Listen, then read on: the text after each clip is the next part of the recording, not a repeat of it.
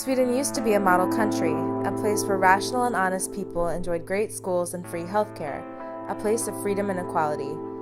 Now it's on its way to becoming another kind of model, a warning example of a suicidal immigration policy. Sweden, as you think of it, is soon but a memory. It's going to be another messy, inegalitarian surveillance state, perhaps even one of the worst.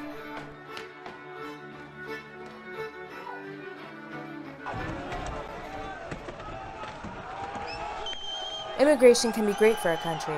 It all depends on the nature and then the number of the immigrants. First of all, the immigrants need to be willing and able to adapt to the way of the natives, and they need to be able to contribute economically. Secondly, the number of immigrants should not be so large that it becomes difficult for them to integrate, or so large that it destroys the identity of the host country. These are the two laws of good immigration. Sweden is violating both. The nature of the immigrants is such that they will not, as a group, benefit Sweden. They pose an existential threat both in terms of economy and in terms of values and identity. Most of them are poorly educated people from the Middle East and Africa. On top of that, many are Muslim. The number is staggering. Native Swedes will be a minority in their own country by 2045. Since a country is its people, Sweden has conclusively ceased to exist at that point. In violating the two laws of good immigration, Swedish immigration strategy can be seen as French or British in style. A. Group immigrants in ghettos outside the center of the cities. B. Make sure that they have no pressure to become Swedish by giving them the basic necessities of life. C. Encourage large families by generous benefits. D. Provide excuses on their behalf if they misbehave. No need to add on the details here. The British and the French now live in terror. The subway bombing, the decapitation in broad daylight of a British soldier, Charlie Hebdo, and the Paris attacks of November 2015. The results, in terms of people killed and raped and otherwise victimized due to non-European immigration, have been well known for decades. Even some politicians are becoming aware of them.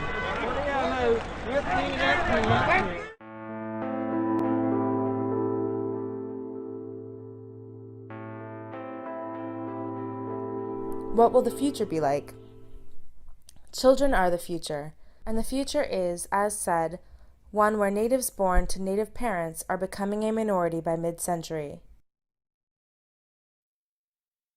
Children are shaped into adults by peers, parents, and schools. If their parents are not Swedish, there is no guarantee that they will assume a Swedish identity and respect Swedish values.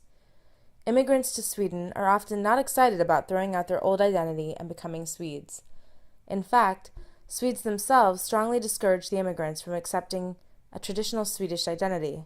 Indeed, they even deny that there is such a thing as Swedish identity, or insofar as they think it exists, they ridicule it, because we are just people and all the same. Sweden is admired for its good schools, but it is rarely known that Swedish secondary education is private, to an extent of twice the global average. And objectively, Swedish schools are a failure. The annual PISA test ranks Sweden at the bottom of OECD nations. So while academics in the US are still holding up Sweden as a utopia, American students are actually scoring better than Swedish students. Part of this tendency of failing schools is the goodness complex. Sweden has adapted to most far-out radical educational ideas, meaning that memorizations, facts, and respect for the teacher are abandoned. Chaos reigns. Står du? Jag är invandrare. Hatar alla Jag vet inte, du är Nej, född här. exakt. Jag är inte invandrare. Men du är färgad. Kalla inte mig invandrare. Och bråkar du på det här viset så kommer det få... Kalla mig inte invandrare, hallå!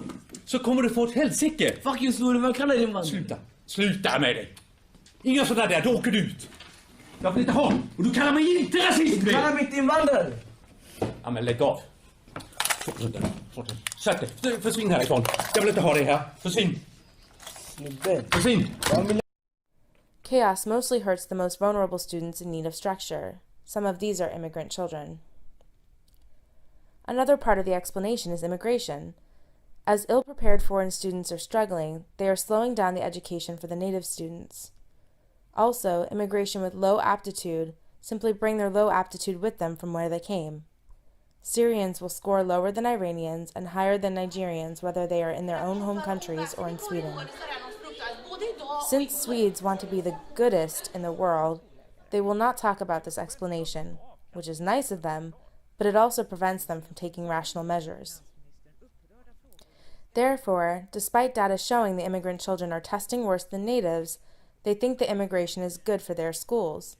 Diversity, they say, is good for education. But where is the evidence for this? One might ask, should not the value of diversity have led to increased PISA scores? But no Swede will ask this. Despite some of the most diverse schools having to be shut down, the Swedes can't. Diversity makes a better school. It's almost funny. If public schools and ordinary charter schools, so-called free schools, are failing, those with money will move their children to expensive private schools and even abroad. This means that Swedes will not share their formative experiences. This inequality will exacerbate other inequalities and undermine any notion of we, the Swedes. The universities will also be negatively affected. In order to give low-performing foreign groups a chance, the standards for college will have to drop. We'll have to institute an affirmative action program discriminating against the native population. The tax money parents have paid for the universities will not be spent on their children, even when they have more aptitude, but on immigrants. This will lower Sweden's intellectual capital and create resentment and discord. Are things really going to be this bad? Yes, and it is already pretty bad. Schools are on fire, hundreds every year, costing billions.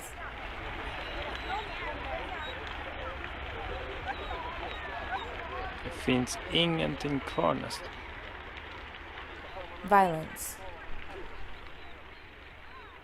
There will be school shootings, lots of shootings in general. Since the model for immigration is what could be called French, we will see riots and cars burning. There have already been several. Then you will have some terrorist attacks by angry young Muslim men.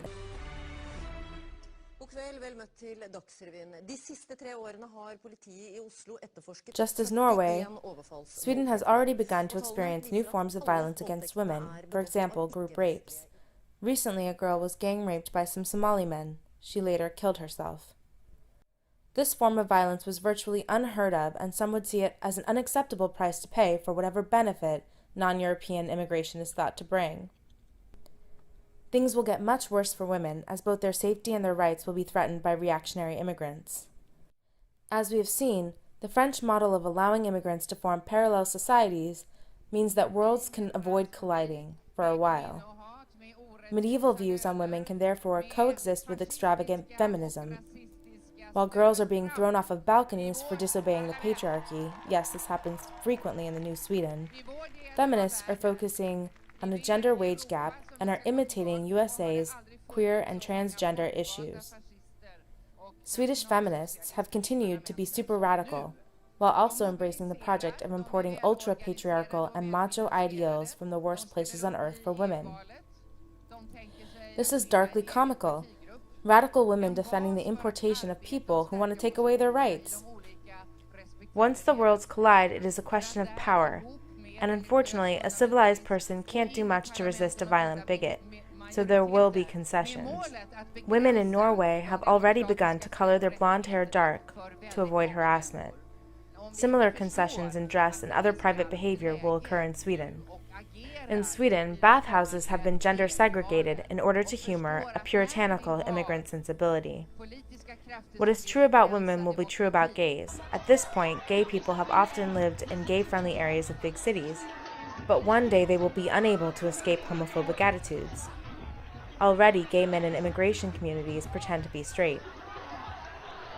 Eventually, we will see feminists and gay activists react, but at the point where they realize that a resistance to irrational immigration policy can be based on a concern for liberal, even radical and egalitarian values, it will be too late.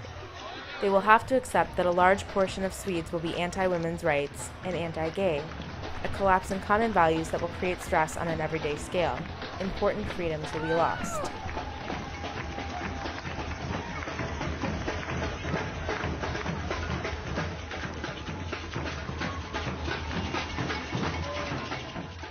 An indication of intolerant times to come are the Swedish Jews. Half of all the Jews of Malmö, Sweden's most diverse city, a canary in the multicultural mine, have fled the city. They no longer feel safe. The culprits are not stupid neo-Nazis of the old type, but of the new, equally insipid and bigoted Islamo-Nazi type. The bigotry against Jews has been largely ignored. The mayor of Malmö blames Zionists. a perfect example of finding excuses for bad behavior that sets a dangerous precedent.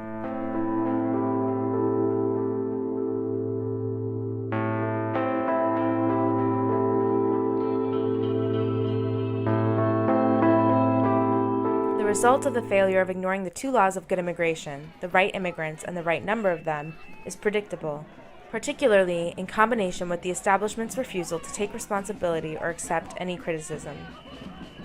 Sweden will finally see some real fascists, both the Islamic kind and the domestic kind.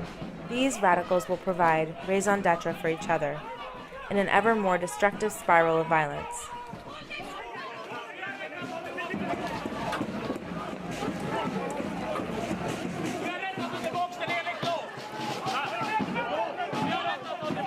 Domestic terrorists will appear, a Swedish Breivik in the making.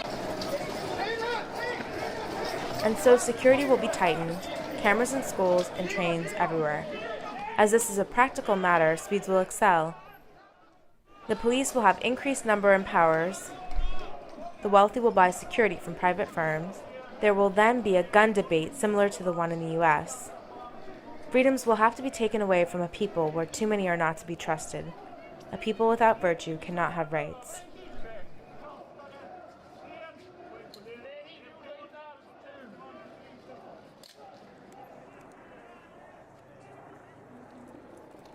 The economy will suffer. Sweden is doing relatively well at this time, at the end of 2015, but it will soon take a serious downturn. Mark my words. The Swedes have no idea just how much of the ability of Sweden to be outstanding rested on its calm, monocultural, morally cohesive people. However, not all sectors of the economy will suffer. Those sectors of the economy involved in keeping a fragmenting society together, like private security, will thrive. Certain professions will see a boom. Prison guards, police, social workers, psychologists, special education teachers, translators, lawyers, and so on. Money can also be made in real estate. The good, native, white areas will see increasing property values as people seek to hide from the consequences of a flawed immigration policy. If you want to introduce gated communities to Sweden, now is the time. Be the first. For a country priding itself on the allemansrätt, every man's right to walk through larger properties, once this happens, the spirit of this country is dead. Sorry, Sweden, your soul just died.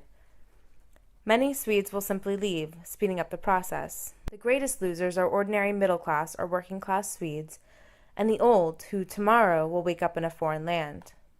A place where they are afraid to send their kids to kindergarten and school, and where hospitals are crowded with needy and sometimes violent people who may not even speak Swedish. A place where only those with money can escape the worst effects of national deconstruction. A place where there is a constant, vexing litany of crimes on the news, and an endless, rebarbative, and divisive discourse about racism and inequality and similar epiphenomena of a failed immigration policy.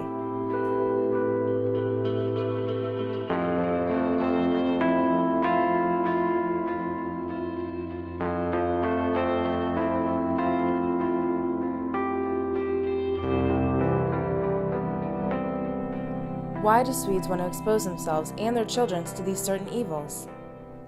Without this type of immigration, there would be no terrorist threat in Sweden, and none of the attendant distrust and police state surveillance. There would be no gang rapes. There would be no burning schools, no riots, no hand grenades exploding in the streets. There would be no deep and widespread inequality and alienation.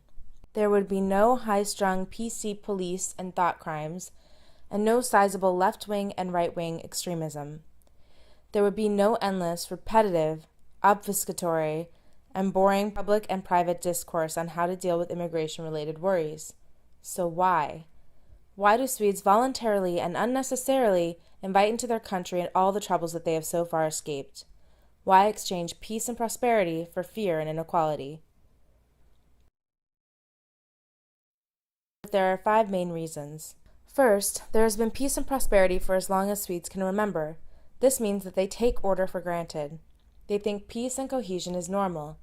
They don't understand that their trustful and open society is rare, and that it is dependent on a population that share values and goals to a large enough extent that they can collaborate peacefully. Swedes taking order for granted, insouciantly seek to remove the common grounds that make their free, equal, and orderly society function. They have abandoned religion and nationalism and are now mostly held together by the fact that most Swedes are decent, rational, nice, and good rule followers.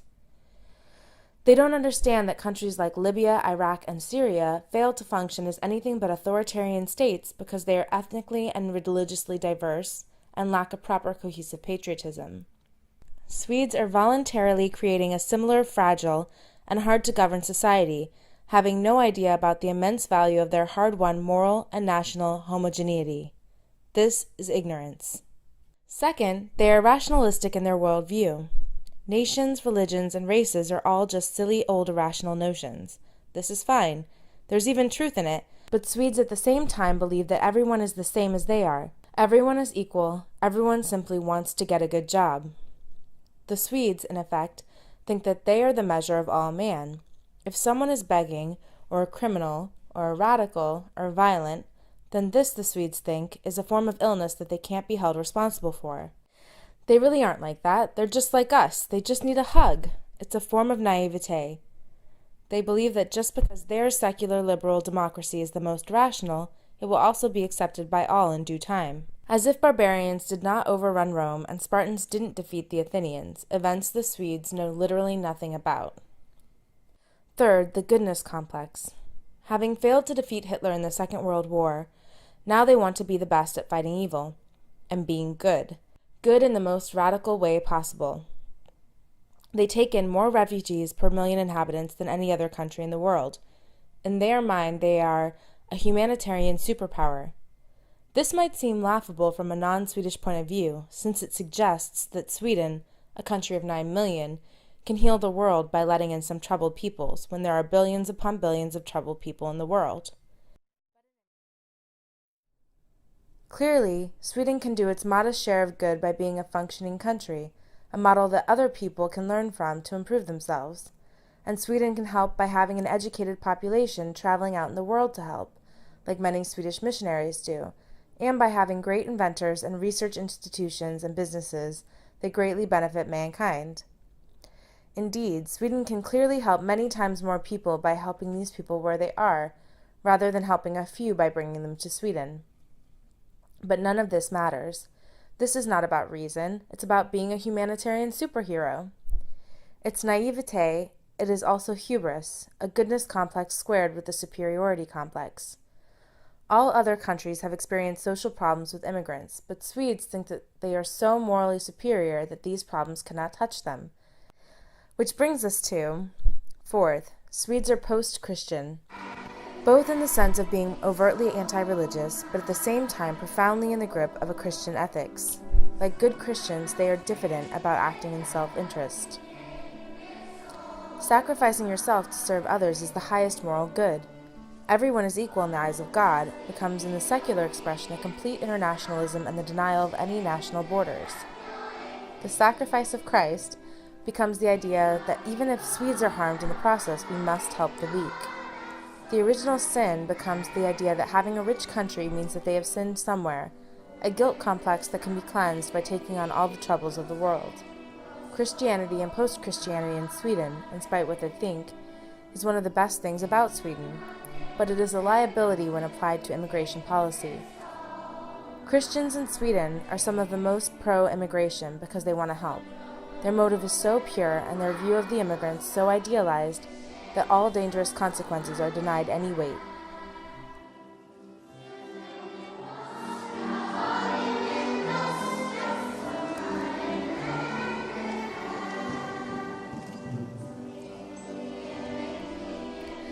Fifth, Swedes are rule followers by nature and have a great respect for the expert.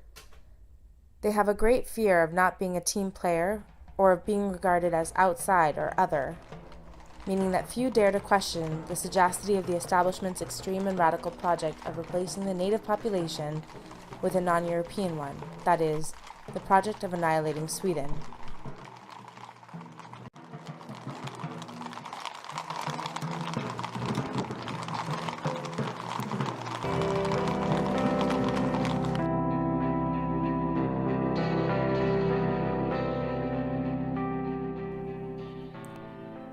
Is there any hope?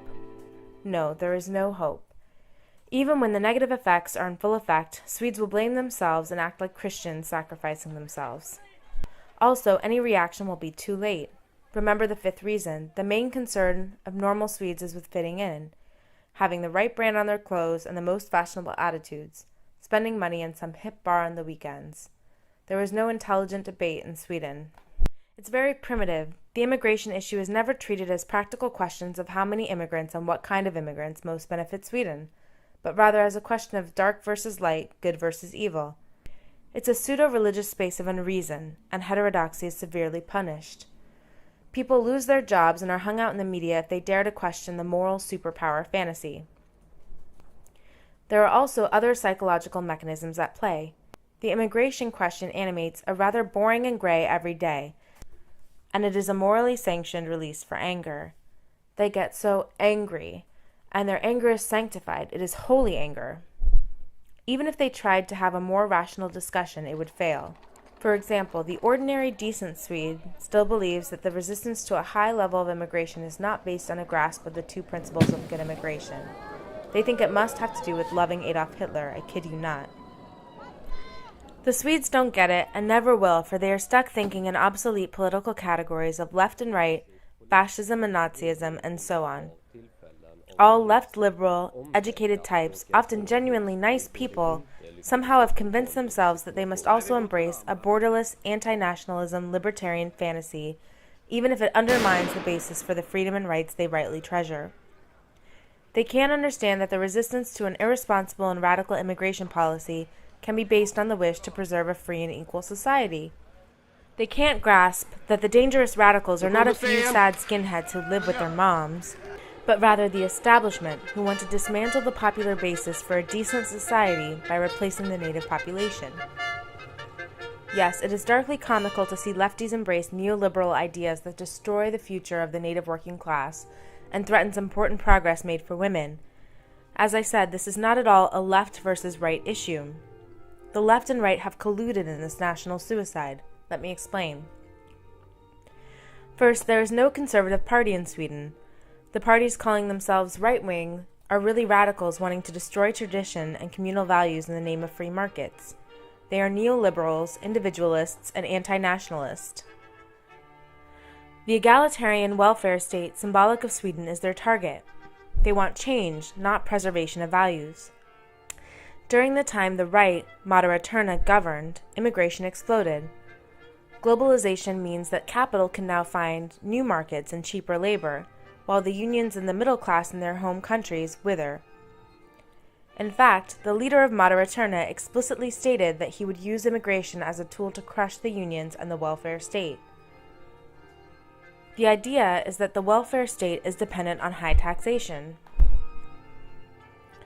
High taxation is dependent on the willingness of people to contribute, which is dependent on a trust and solidarity between people and generations of people. The contract was that we all put in when we work, and then we take out when we are retired or when needy. If Swedes see each other as in some sense brothers and sisters with a common history or story, they may be willing to contribute. Now the contract is broken. Swedes are using the capital on immigrants rather than their own old and their own children. There is no basis for feeling obliged to support such a system. People will not want to contribute. They realize it's everyone for themselves, and so neoliberalism has triumphed. In fact, it has made its own model of society as self-seeking atomic individuals come true. And the left? The left has aided this project by conceiving of the just society as primarily one where the individual's freedom is guaranteed by having the state underwriting the means to independence. The state provides the fuck you money for each citizen. This way they are free to pursue any lifestyle they want without any reliance on actual people around them. Ironically, the positive rights even enables and encourages a mock rebellious attitude to the state. The state says, here's some money, now you don't have to rely on each other, but be free individuals. So the left is, again this is actually hilarious, working tirelessly to realize the new right's neoliberal vision of man and society. They also support a globalization that will crush their unions by outsourcing abroad and cheap imported labor in the white, gray, and black sectors at home. In other words, the left promotes the kind of isolation and lack of solidarity that in the end makes the welfare state impossible. Perhaps we shouldn't say that there is absolutely no organized resistance to the madness. Recently, a party has emerged which seeks to reform the levels of immigration to be more on a similar level to those of other European countries. They are called the Sverigedemokraterna, Sweden Democrats. They are known as anti-immigration, but they are not. Rather, they get the two principles of good immigration and are really just moderates, but they are treated as a reincarnation of NSDAP. They have risen from nothing to become one of the biggest parties. Still, few will admit that they voted for them out of fear of losing their jobs and their friends. Perhaps they can do some damage control, but they can't bring back the Sweden that was once the envy of the world. A huge part of why the political and intellectual climate is so dismal is the media and the establishment. The state-run media will take political sides and even release dirt on immigration reformers the day before elections. Newspapers will secretly hack opposition politicians' cell phones. Black-clad leftist stormtroopers will violently enforce the establishment agenda with impunity. Names and facts will be rewritten to hide the truth. Also, information crucial to forming opinions is legally blacked out and redacted, like names and the ethnicities of convicted criminals. In fact, they would rather risk that people get raped and beaten up than provide fair warnings that include markers that could be interpreted as racist. Think soft Eastern German thought control. It is enough to express some doubts about the wisdom of the establishment's policy and you are labeled a racist and a Nazi. There's no sense of reality at all. Again, it is that fixation on notions that belong to fighting Hitler rather than any analyzing the real issues threatening Sweden today. Some establishment persons will perhaps jump ship and pretend never to have been for the destruction of their country, but mostly the trajectory to social collapse will hold steady. Journalists will double down on their failures and blame every bad thing that happens not on immigration policy, but on an ever more cartoonish, mostly imagined extreme right wing, and no objective assessment will ever be approached. The perennial trope, not every ex is a criminal or terrorist, will be repeated ad nauseum, as if this was a legitimate response to thousands of native Swedes' lives ruined by those who really are bad and who should not have been allowed into the country. Of course most immigrants are nice. That's not the issue. The issue is, what happens when a small monoculture society lets in large numbers of people who do not share their experiences and values? And the answer is, it destroys itself. But in any case, this was an explanation for some terrible event that you've recently heard about. It's not a political call to action because at this point there is nothing to be done. Sweden is now a model country, a model of how to destroy the foundations for peace, equality, and prosperity. The Sweden that acted as utopia is no more.